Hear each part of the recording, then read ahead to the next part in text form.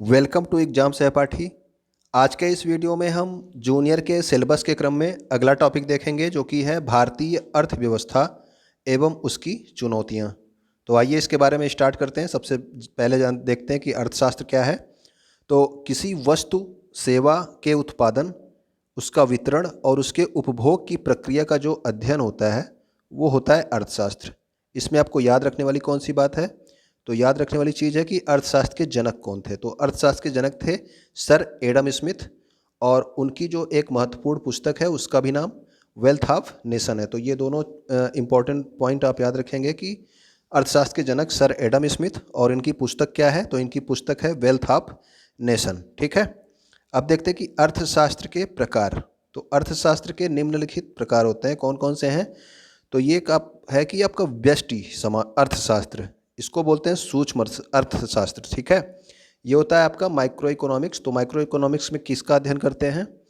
इसमें किसी व्यक्तिगत यानी कि इंडिविजुअल संस्था या फिर व्यक्ति की आय का अध्ययन किया जाता है। केवल एक व्यक्ति की एक व्यक्ति की आय या फिर जो है एक इंडिविजुअल संस्था है उसका अगर अध्ययन किया जा रहा है तो वो आपका सूक्ष्म अर्थशास्त्र आएगा। तो इसको जो है माइक्रो इकोनॉमिक्स कहते हैं। ठीक है। और अगर आपका जो है दूसरा क्या है? दूसरा है समष्टि यानी कि बृहद अर्थशास्त्र। तो ये हो गया आपका मैक्रो इकोनॉमिक्स। तो इसमें किसका अध्ययन होता है?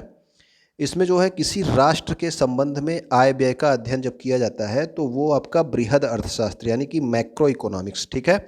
अभी देखिए व्यष्टि में क्या था, यानी कि सूक्ष्म वाले में किसी इंडिविजुअल संस्था यानी कि कोई एक ही संस्था है या फिर व्यक्ति के आय का अध्ययन जब किया जा रहा है तो वो आपका सूक्ष्म अर्थशास्त्र हो गया। ठीक है। लेकिन अगर पूरे राष्ट्र के संबंध में आय व्यय का अध्ययन हो रहा है तो क्या है?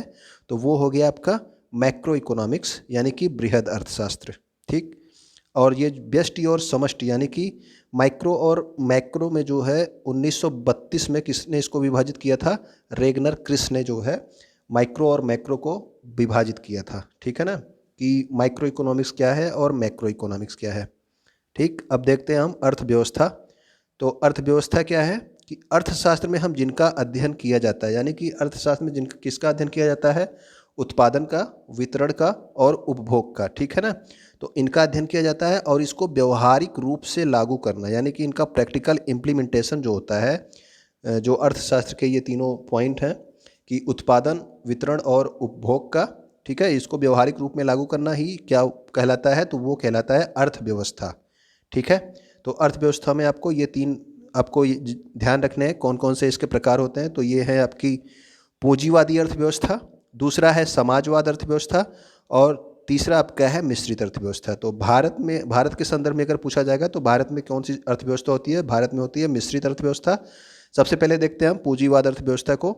कैपिटलिज्म जो है बोलते हैं इसको। ठीक है ना। पूंजीवाद अर्थव्यवस्था के जनक सर एडम स्मिथ थे। अभी आपको बताया गया कि अर्थशास्त्र के जनक कौन है, तो वो भी एडम स्मिथ हैं। और पूंजीवाद अर्थव्यवस्था जो है उसके भी जनक कौन है? तो वो भी आपके सर एडम स्मिथ है। और इनकी पुस्तक अभी कौन सी बताई थी मैंने? Wealth of nation. ठीक है, याद रखेंगे आप उसको। पूंजीवाद अर्थव्यवस्था पूंजी पूरी तरह से बाजार की शक्तियाँ क्या होती है? मांग और पूर्ति पर ही बाजार निर्भर होता है। तो पूंजीवाद अर्थव्यवस्था जो है वो बाजार की शक्तियों यानी कि मांग और पूर्ति पर ही निर्भर होती है। और पूंजीवादी अर्थव्यवस्था में जो निजी उद्योग होते हैं और जो पूंजीपति होते हैं इनका प्रभुत्व होता है। ठीक है। तो इस पर जो है सरकारों का नियंत्रण नगण्य होता है, यानी कि सरकारों का नियंत्रण नहीं होता है पूंजीवादी अर्थव्यवस्था पर। इस पर निजी उद्योगों और पूंजीपतियों का ही जो है प्रभुत्व होता है। और यही जो है निजी उद्योग और जो पूंजीपति होते हैं यही बाजार को पूरी तरह से नियंत्रित करते हैं। तो पूंजीवाद अर्थव्यवस्था का एक ही उद्देश्य होता है, वो होता है पैसा कमाना। ठीक है। इसमें जो है समाजवाद को महत्व नहीं दिया जाता है। इसमें जो है निजी उद्योग और पूंजीपतियों का प्रभुत्व होता है। सरकार का जो है नियंत्रण नगण्य होता है। और आपको याद रखना है देश का नाम, अमेरिका जो देश है वहाँ पर पूंजीवाद अर्थव्यवस्था है। ठीक है। पूंजीवादी अर्थव्यवस्था किस देश में है? तो ये है आपके अमेरिका में। अगला देखते हैं हम लोग समाजवाद अर्थव्यवस्था के बारे में। तो जो समाजवाद अर्थव्यवस्था है देखिए, ये पूरी तरह से सरकारों के नियंत्रण में होती है। समाजवादी अर्थव्यवस्था पूरी तरह से सरकारों के नियंत्रण में होती है। निजी अर्थव्यवस्था किसके नियंत्रण में थी? पूंजीपतियों और निजी उद्योगों के नियंत्रण में थी। ठीक है। और समाजवाद अर्थव्यवस्था पूरी तरह से सरकार के नियंत्रण में रहती है। इसमें बाजार की शक्तियाँ नगण्य होती हैं। इसमें क्या होता है? इसमें समाज को महत्व दिया जाता है। ठीक है। समाजवादी अर्थव्यवस्था में किसको, समाज को अर्थव्यवस्था समाज को महत्व दिया जाता है। और एक देश का नाम याद रखेंगे समाजवादी अर्थव्यवस्था से संबंधित, वो है रूस। ठीक है, तो जो रूस देश है वहाँ पर समाजवादी अर्थव्यवस्था है। और अमेरिका में क्या है, अमेरिका में है पूंजीवादी अर्थव्यवस्था। ठीक है, अब हम देखेंगे अपना मिश्रित अर्थव्यवस्था के बारे में। तो मिश्रित अर्थव्यवस्था देखिए, सबसे पहले आपका लिखा है पॉइंट कि भारत में मिश्रित अर्थव्यवस्था पाई जाती है। ये क्वेश्चन हमेशा पूछा जाता है कि भारत में किस प्रकार की अर्थव्यवस्था पाई जाती है, या फिर भारतीय अर्थव्यवस्था किस प्रकार की अर्थव्यवस्था है। तो ये है मिश्रित अर्थव्यवस्था। मिश्रित अर्थव्यवस्था में क्या होता है कि पूंजीवाद और समाजवाद जो होता है उन दोनों का अस्तित्व पाया जाता है, यानी कि इसमें निजी कंपनियां भी होती हैं। ठीक है, इसमें निजी उद्योग भी होते हैं और सरकारी जो है का उद्योग भी होते हैं। तो मिश्रित अर्थव्यवस्था में क्या है कि सरकार और निजी उद्योग दोनों का नियंत्रण होता है। ठीक है, इसमें दोनों मिलकर जो है समन्वय के साथ कार्य करते हैं, सरकारी और निजी उद्योग दोनों। ठीक, पूंजीवाद में केवल जो है उद्योग और पूंजीपति थे, और समाजवाद में केवल जो है सरकारी तंत्र जो है पूरा नियंत्रण रखता था। लेकिन जो मिश्रित अर्थव्यवस्था है, जैसे भारत की अर्थव्यवस्था है, यहाँ पर पूंजीवाद भी है और समाजवाद भी है। ठीक है, दोनों का अस्तित्व पाया जाता है। अब देखते हैं कि भारतीय अर्थव्यवस्था को 3 क्षेत्रों में बांटा गया है। कौन कौन से क्षेत्र हैं, प्राथमिक क्षेत्र की अर्थव्यवस्था, द्वितीय क्षेत्र की अर्थव्यवस्था और आपका तृतीय क्षेत्र की अर्थव्यवस्था। अब ये तीनों देखते हैं हम कि 3 क्षेत्रों में कौन कौन से बांटा गया है। तो प्राथमिक क्षेत्र की अर्थव्यवस्था क्या है, इसके अंतर्गत भूमि से जुड़ी हुई, यानी कि जो प्राकृतिक स्रोत होते हैं उसकी अर्थव्यवस्था का अध्ययन किया जाता है। जैसे किन चीज़ों का अध्ययन, जैसे कि हो गया आपका कृषि हो गया, मत्स्य पालन हो गया, पशुपालन हो गया, वानिकी यानी कि जंगलों से प्राप्त होने वाले उत्पाद। तो ये सब जो होते हैं, जो भूमि से जुड़ी हुई चीज़ें होती हैं, जो प्राकृतिक स्रोत होते हैं, उनकी जो अर्थव्यवस्था का अध्ययन होता है उसको हम प्राथमिक क्षेत्र की अर्थव्यवस्था कहते हैं। ये तीनों क्षेत्र हैं भारतीय अर्थव्यवस्था के, ये तीनों क्षेत्र आपको जरूर पता होने चाहिए। ठीक है, हमेशा इससे क्वेश्चन आपको पूछे जाते हैं। अब देखते हैं हम द्वितीय क्षेत्र की अर्थव्यवस्था क्या है। तो द्वितीय क्षेत्र की अर्थव्यवस्था के अंतर्गत क्या आता है, विनिर्माण क्षेत्र और उद्योग जो होते हैं, जहाँ पर उत्पादन कार्य किया जाता है। ठीक है, ये इस अर्थव्यवस्था का अध्ययन किस में किया जाता है, विनिर्माण क्षेत्रों और उद्योगों की आदि की अर्थव्यवस्था का अध्ययन द्वितीय क्षेत्र की अर्थव्यवस्था कहलाता है। अर्थात द्वितीय क्षेत्र के अंतर्गत वे व्यवसाय आते हैं जो उत्पादन का कार्य करते हैं। ठीक है, यहाँ पे लिखा है ना आपका विनिर्माण क्षेत्र, तो ये जो है व्यवसाय आते हैं जिनमें उत्पादन का कार्य होता है, जैसे कि उद्योग हो गए, निर्माण कार्य हो गया।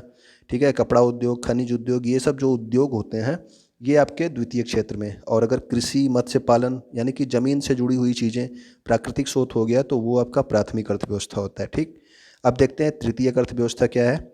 तो तृतीय अर्थव्यवस्था क्या होता है कि ये सेवा क्षेत्र की होता है, यानी कि जिसमें जो है नॉर्मल जनता को सर्विसेज प्रोवाइड की जाती हैं, वो वाली जो अर्थव्यवस्था होती है वो आपकी तृतीय क्षेत्र की अर्थव्यवस्था है। इसमें जैसे कि परिवहन हो गया, संचार हो गया, बैंक हो गया, बीमा हो गया, ये सब जो है आपकी तृतीय क्षेत्र की अर्थव्यवस्था होगी। ठीक है ना, इसे जो है सेवा क्षेत्र की अर्थव्यवस्था भी बोला जाता है। ठीक, तो ये आपके तीनों जो अर्थव्यवस्था के क्षेत्र हैं ये आपको याद होने चाहिए। प्राथमिक में आपका जो है भूमि से रिलेटेड था, द्वितीयक में आपके विनिर्माण क्षेत्र थे यानी कि उद्योग और व्यवसाय थे, और तृतीयक में आपके कौन से हैं, तृतीय क्षेत्र की अर्थव्यवस्था में सेवा क्षेत्र है, जैसे कि परिवहन, संचार, बैंक, बीमा, ये सब चीज़ें। ठीक है, तो ये तीनों आप जरूर ध्यान रखेंगे। अब देखें यहाँ पे एक पॉइंट है कि जब भारत आज़ाद हुआ था जिस समय, उस समय क्या था, उस समय प्राथमिक क्षेत्र की जो अर्थव्यवस्था थी उसका योगदान सबसे अधिक था। ठीक है, क्योंकि भारत में उद्योग धंधे थे नहीं, भारत में कृषि ही उस समय जो है, जब स्टार्ट में आज़ाद हुआ था उस समय कृषि ही सबसे मुख्य था, तो उस समय प्राथमिक क्षेत्र की अर्थव्यवस्था का योगदान सबसे अधिक था। लेकिन वर्तमान में यानी कि आज के समय में क्या है कि आज के समय में जो सेवा क्षेत्र है उसका योगदान सबसे अधिक है। ठीक है, भारत की जीडीपी में सेवा क्षेत्र का योगदान वर्तमान में सबसे अधिक है। ये वाला पॉइंट आप याद रखेंगे, कई बार क्वेश्चन में एग्जाम्स में आपके पूछा जाता है। तो तृतीय क्षेत्र से जो है सबसे ज़्यादा जो है जीडीपी में योगदान आता है, उसके बाद द्वितीय क्षेत्र से, उसके बाद प्राथमिक क्षेत्र से। यानी कि आप कह सकते हैं कि सबसे ज़्यादा जीडीपी में योगदान कौन करता है, तो वो करता है सेवा क्षेत्र। उसके बाद जो है दूसरे नंबर पे आपका विनिर्माण क्षेत्र, और अब जो है सबसे कम जो जीडीपी में योगदान है वो कृषि क्षेत्र का है। लेकिन जिस समय भारत आज़ाद हुआ था उस समय सबसे ज़्यादा कृषि क्षेत्र था, लेकिन वर्तमान समय में सबसे कम जो है योगदान कृषि क्षेत्र का है। ठीक, आर्थिक विकास की दृष्टि से भारत की गिनती किस में होती है, तो विकासशील राष्ट्रों में होती है। अगर आपसे पूछा जाए कि भारत किस प्रकार का देश है, तो ये एक विकासशील राष्ट्र है। ठीक है, विकासशील देश है। ये अभी जो है विकास की ओर अग्रसर है।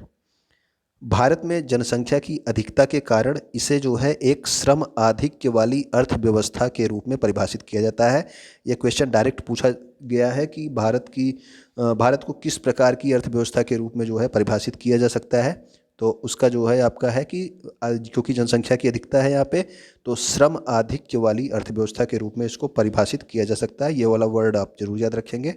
ठीक, अब देखेंगे हम बंद अर्थव्यवस्था और वैश्वीकरण अर्थव्यवस्था। इससे भी क्वेश्चंस आपके हमेशा पूछे जाते हैं। ऐसी अर्थव्यवस्था जिसमें क्या होता है कि वस्तुओं और सेवाओं का आयात और निर्यात नहीं होता। ठीक, आयात और निर्यात जिसमें नहीं होगा वो क्या होगी, वो होगी बंद अर्थव्यवस्था। जैसे कि आपका ब्राज़ील देश है। ठीक, तो आपको इसमें यही याद रखना है कि जिसमें वस्तुओं और सेवाओं का आयात और निर्यात नहीं होता है। ठीक है, बहुत कम जो है, कोई बहुत ज़रूरी चीज़ें हैं तो बस केवल उसी का होता है, बाकी आयात निर्यात बिल्कुल नहीं होता। वो आपका जो है क्या हो गया, बंद अर्थव्यवस्था। और ब्राज़ील जो है इसका उदाहरण है बंद अर्थव्यवस्था का। अब देखेंगे दूसरा क्या है, वैश्वीकरण अर्थव्यवस्था।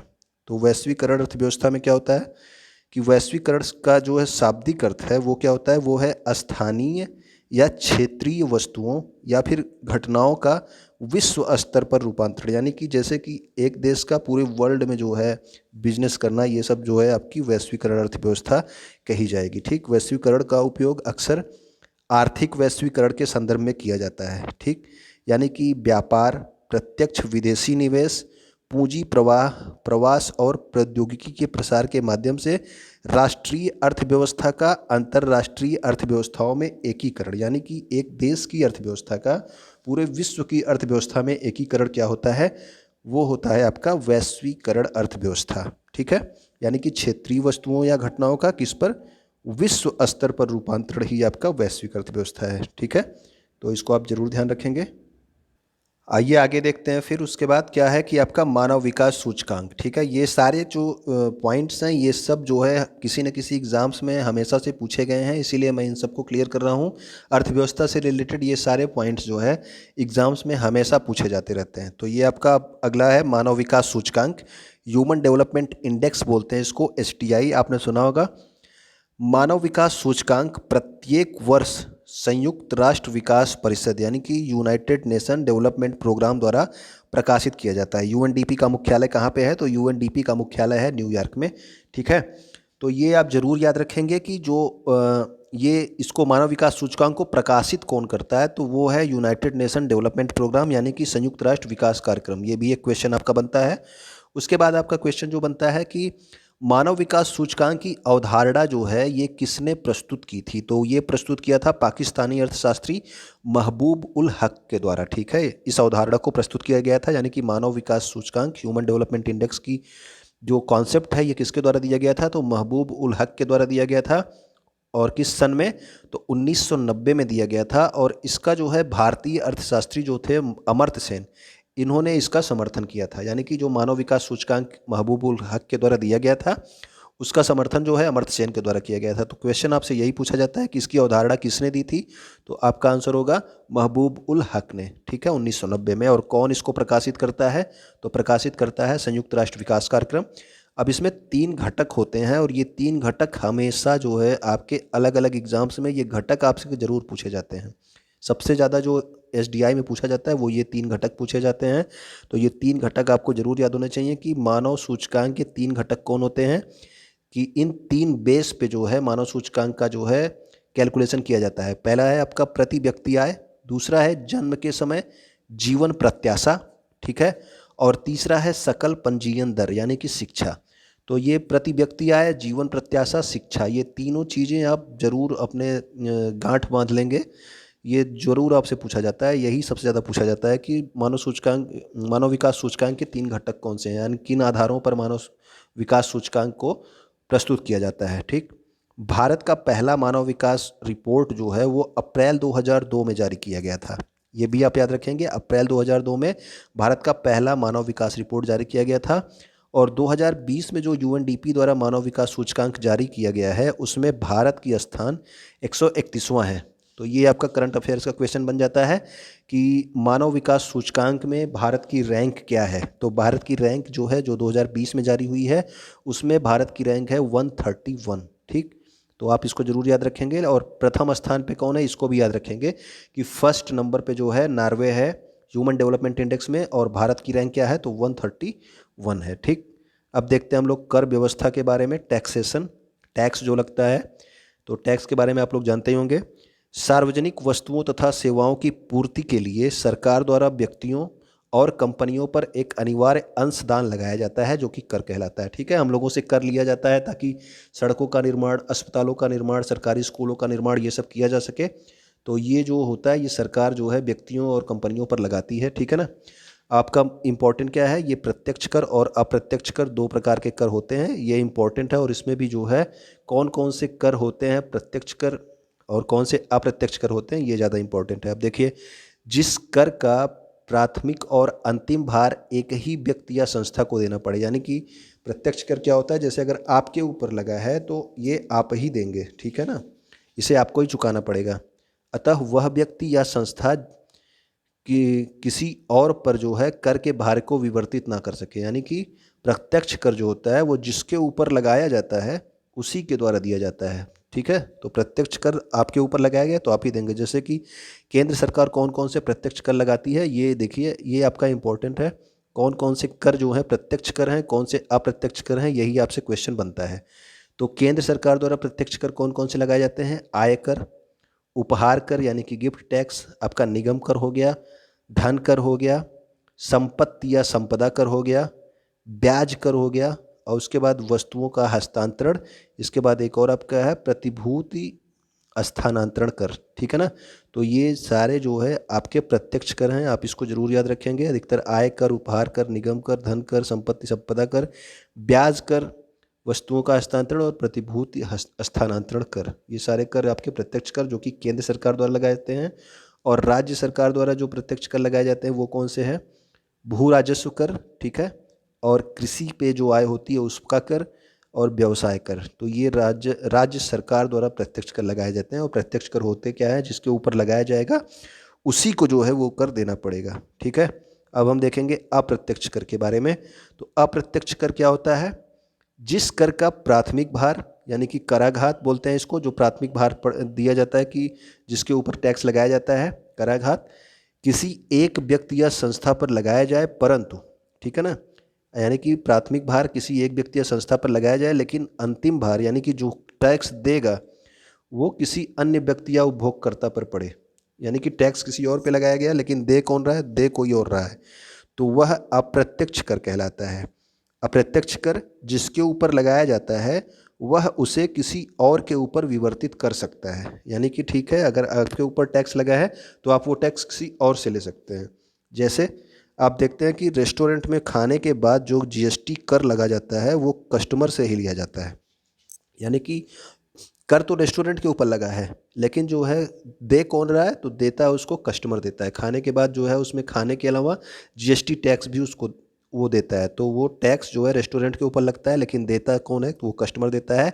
तो ये जिसके ऊपर लगा है उसने जो है किसी और के ऊपर विवर्तित कर दिया, तो ये हो गया अप्रत्यक्ष कर।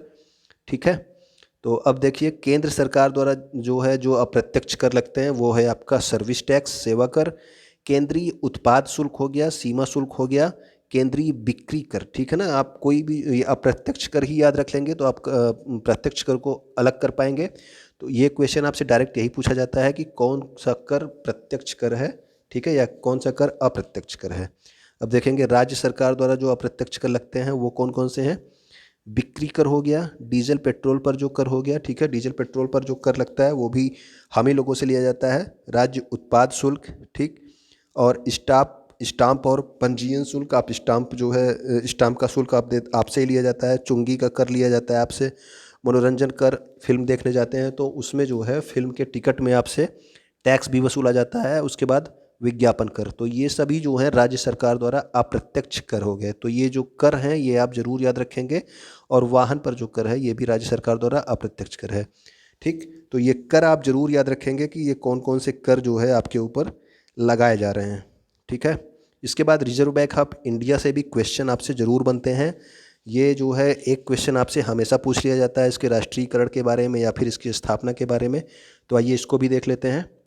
तो ये आपका रिजर्व बैंक ऑफ इंडिया की स्थापना यंग हिल्टन आयोग या फिर शाही आयोग, ये दोनों में से कोई भी आपको लिखा हुआ मिल सकता है, इनकी सिफारिश पर किया गया था। यानी कि रिजर्व बैंक ऑफ इंडिया की स्थापना जो है यंग हिल्टन आयोग या फिर शाही आयोग की सिफारिश पर किया गया था। और इसकी स्थापना के लिए अधिनियम जो है 1934 में आया था। यानी कि 1934 के अधिनियम के द्वारा इसकी स्थापना की गई थी। आरबीआई एक्ट 1934 के द्वारा, मतलब 1934 के आधार पर इसकी स्थापना 1 अप्रैल 1935 को कोलकाता में की गई। अगर आपसे पूछा जाए कि किस अधिनियम के तहत जो है आरबीआई की स्थापना की गई, तो वो अधिनियम था आरबीआई एक्ट 1934 के अधिनियम के तहत। ठीक है। अगर आपसे पूछा गया कि आरबीआई की स्थापना कब की गई थी, तो स्थापना की गई थी 1 अप्रैल 1935 को। और उस समय इसका मुख्यालय कहाँ बनाया गया था, तो उस समय जो है जब इसकी स्थापना हुई थी तो ये कोलकाता में इसकी स्थापना हुई थी। ठीक है। तो ये दोनों क्वेश्चन अलग हैं। अगर आपसे अधिनियम पूछा जाएगा तो आप 1934 बताएंगे, और अगर आपके केवल स्थापना पूछा जाएगा तो आप 1 अप्रैल 1935 बताएंगे। अधिकतर जो आपसे पूछा जाता है वो आपसे स्थापना ही पूछा जाता है कि आरबीआई की स्थापना कब हुई थी, तो 1 अप्रैल 1935 को कोलकाता में।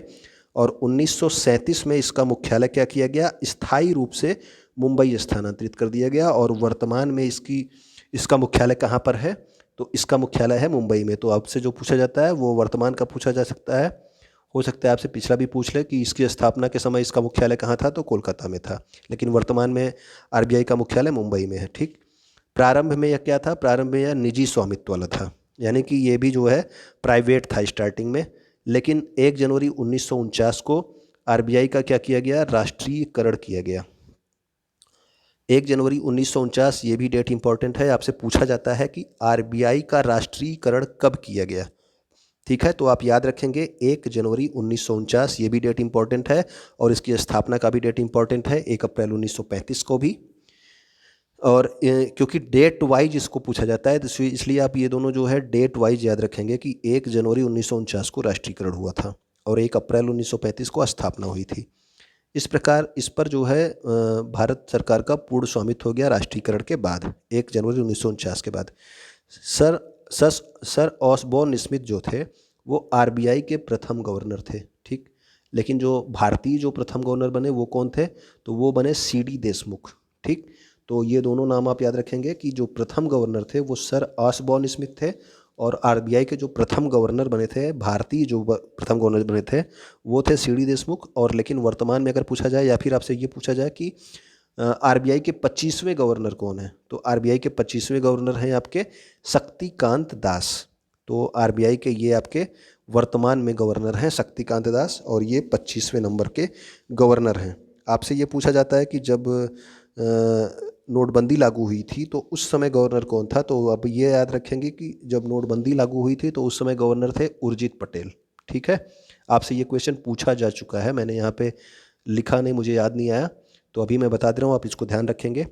आरबीआई का मुख्य उद्देश्य क्या है, तो वो बैंक के कार्य प्रणाली का निर्देशित और नियंत्रण करना जो है ये आरबीआई का मुख्य उद्देश्य है। तो बैंक किस तरह से कार्य कर रहे हैं उन पर जो है उसका निर्देश देना और उस पर नियंत्रण रखना, ये आरबीआई का मुख्य उद्देश्य है।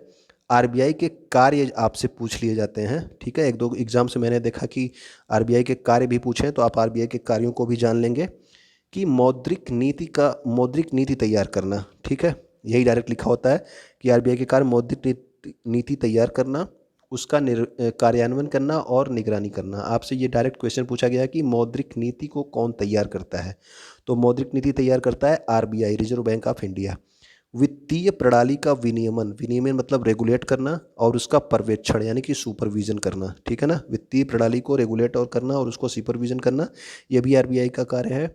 विदेशी मुद्रा का जो मैनेजमेंट होता है, प्रबंधन, वो भी आरबीआई का कार्य है। और मुद्रा को जारी करना, ठीक है ना, नए नोटों को जारी करना और उसका विनियमन करना, उसको रेगुलेट करना, और परिचालन योग्य न रहने पर, यानी कि अब वो चलने लायक अगर नहीं रह गया है तो उनको नष्ट करना भी आरबीआई का ही कार्य है। ठीक। अब ये सरकार का बैंकर, आपसे ये भी डायरेक्ट क्वेश्चन पूछा जाता है कि सरकार का बैंकर किसे कहते हैं, तो सरकार का बैंकर कौन है, तो सरकार का बैंकर है आरबीआई। और बैंकों का बैंकर कौन है, ठीक है, तो बैंकों का बैंकर कौन है, बैंक भी अपना पैसा यहाँ पे रखते हैं आरबीआई में, और आरबीआई जो है बैंकों को पैसा भी देता है। ठीक है ना। तो बैंकों का बैंकर भी कौन है, वो भी आपका आरबीआई है। आरबीआई का एक कार्य और है, वो क्या है? साख नियंत्रण करना। यानी कि साख नियंत्रण का क्या मतलब है? यानी कि जो ये repo rate, reverse repo rate, bank rate, ये सब चीज़ें जो होती हैं, ओपन मार्केट, ठीक है ना, ओएमओ, ये सब चीज़ें जो है आरबीआई करती है ना। रेपो रेट को निर्धारित करती है, रिवर्स रेपो रेट को निर्धारित करती है, बैंक रेट को निर्धारित करना, ये सब साख नियंत्रण का कार्य भी आरबीआई का है। इसके अलावा मुद्रा के लेन देन को नियंत्रित करना भी आपका आरबीआई का ही कार्य है, ठीक है ना। तो उम्मीद करता हूँ ये सारी चीज़ें आपको समझ में आई होंगी। और वीडियो अगर लाइक करेंगे तो अच्छा ही होगा। अगर आपको पसंद आया तो वीडियो लाइक करेंगे और अपने दोस्तों तक ज़रूर शेयर कर दीजिएगा, क्योंकि इस वीडियो को बहुत दिनों से आप लोग मांग रहे थे। तो उम्मीद करता हूँ चीज़ें आपको समझ में आई होंगी। इसका जो है एक पार्ट या फिर 2 पार्ट और हम बना देंगे, जो क्वेश्चंस हमसे अधिकतर पूछे जाते हैं उसके बारे में, ठीक है। तो वीडियो देखने के लिए आपका बहुत बहुत धन्यवाद और इसको अपने दोस्तों तक ज़रूर शेयर कर दीजिएगा।